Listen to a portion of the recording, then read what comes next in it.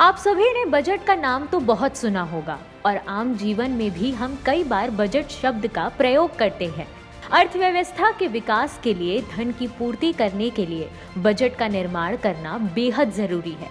Budget की ओर से ही विकास की योजनाओं में धन की पूर्ति की जाती है और इन योजनाओं के विकास की ओर से आम जन का विकास होता है। आपको बताते हैं कि बजट क्या होता है, बजट शब्द की उत्पत्ति कहां से हुई, बजट के कितने प्रकार होते हैं, भारत में बजट कब शुरू हुआ। तो चलिए जानते हैं कि बजट क्या होता है। आसान भाषा में बजट किसी निश्चित समय के लिए सरकार की वित्तीय योजना है जिसमें अनुमानित आय और व्यय का विस्तार पूर्वक वर्णन होता है। इसके साथ ही ये भी तय होता है कि अगले साल सरकार टैक्स दरें क्या रखेगी। बजट एक सरकारी डॉक्यूमेंट होता है जिसमें सरकार की कमाई और खर्च का ब्यौरा होता है। इसमें पिछले एक साल तक का ब्यौरा शामिल किया जाता है। इसके अलावा सरकार किस मद में कितना खर्च करेगी इसकी जानकारी भी बजट में होती है। इसमें भावी योजनाओं का भी जिक्र होता है।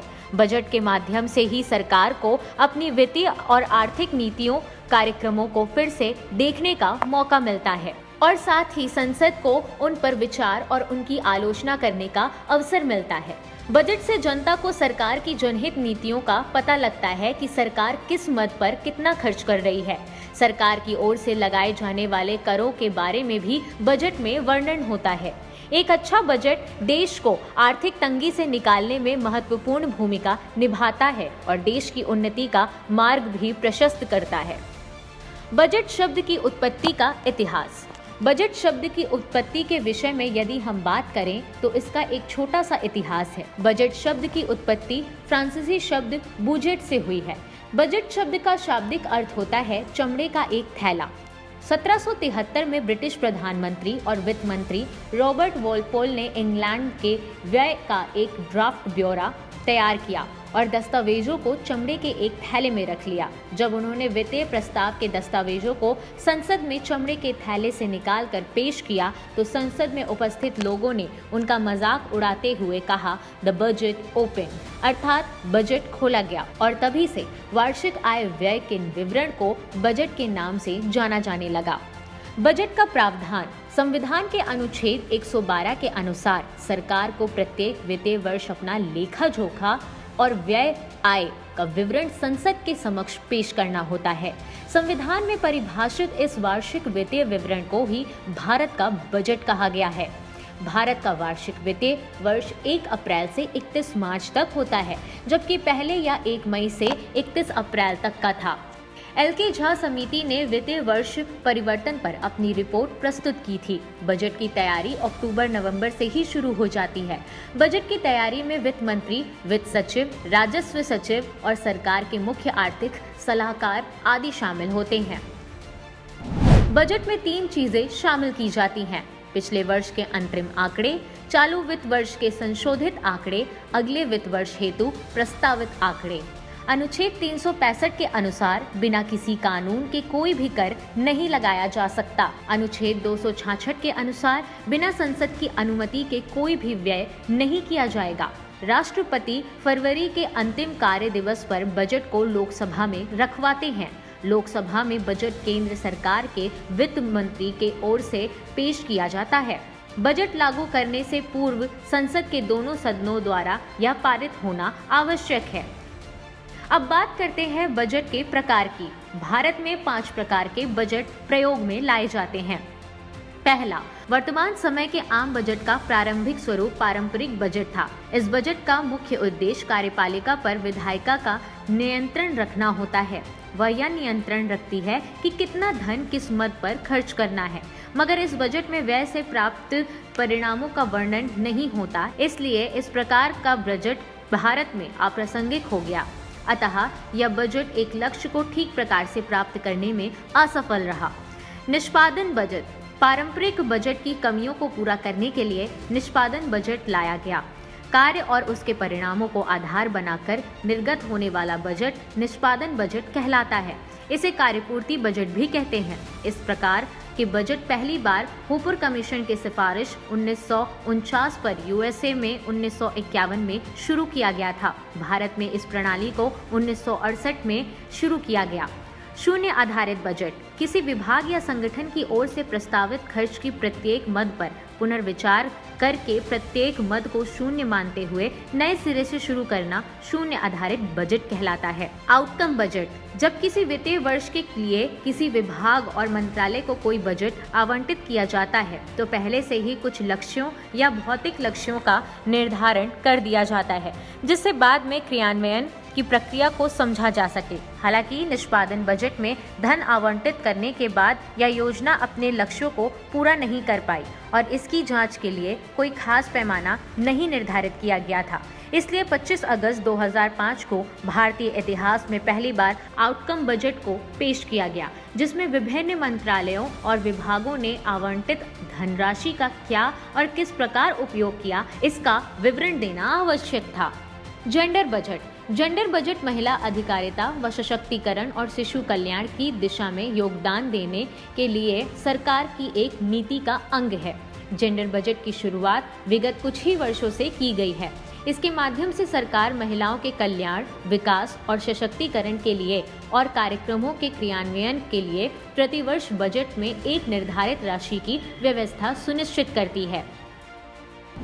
भारत में बजट प्रणाली की शुरुआत। भारत में बजट प्रणाली को शुरू करने का श्रेय लॉर्ड कैनिंग को जाता है। भारत में बजट को सर्वप्रथम प्रस्तुत करने का श्रेय जेम्स विल्सन को जाता है। जेम्स विल्सन ने 7 अप्रैल 1860 में भारत का प्रथम बजट पेश किया था।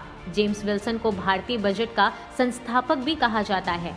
1860 तक बजट पर भारतीयों को बहस करने का अधिकार नहीं था। भारत में बजट प्रणाली को शुरू करने का श्रेय लॉर्ड कैनिंग को दिया जाता है, क्योंकि उन्हीं के कार्यकाल में 1859 में वायसराय की कार्यकारिणी परिषद में एक विशेष सदस्य, जिसे वित्त सदस्य कहा जाता है, को सम्मिलित किया गया था, जिनका नाम सर जेम्स विल्सन था। भारत में बजट को सर्वप्रथम प्रस्तुत करने का श्रेय विल्सन को ही जाता है। इन्होंने 7 अप्रैल 1860 को वायसराय की कार्यकारिणी परिषद के समक्ष भारत का प्रथम बजट पेश किया था। अतः जेम्स विल्सन को भारतीय बजट का संस्थापक भी कहा जाता है। 1860 के बाद से ही प्रतिवर्ष बजट वायसराय की कार्यकारिणी परिषद के समक्ष पेश किया जाने लगा। भारतीयों को उस समय बजट पर बहस करने का अधिकार नहीं दिया गया था। इसके बाद धीरे धीरे भारतीयों को बजट की चर्चा में सम्मिलित होने और बजट पर बहस करने का अधिकार दिया गया। वहीं आपको बता दें कि भारत में शून्य आधारित बजट की कब हुई थी शुरुआत।